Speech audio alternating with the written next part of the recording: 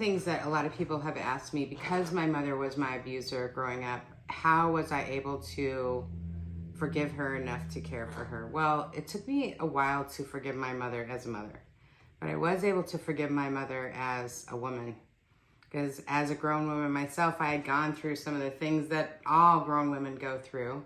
And after I was able to do that, I was able to forgive my mother because she really was doing the best she could as a mom.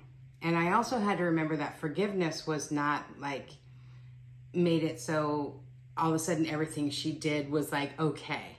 Forgiveness for me was just an opportunity to stop having those nights of in my head, like, when is she gonna say she's sorry? When is she gonna like make it right? When is she gonna be the one to like fix it all for me, you know? And I had to forgive her for me, you know, not for her. I really had to understand what forgiveness was.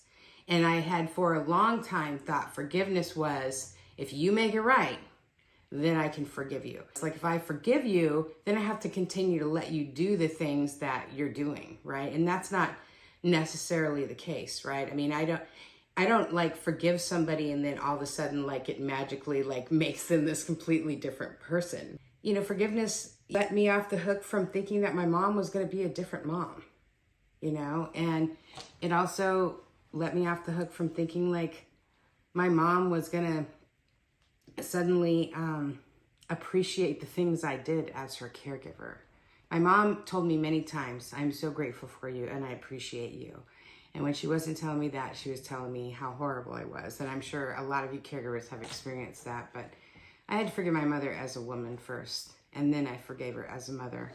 And again, it just let me off the hook so I could sleep at night, so I could stop waiting for this magical moment to be free.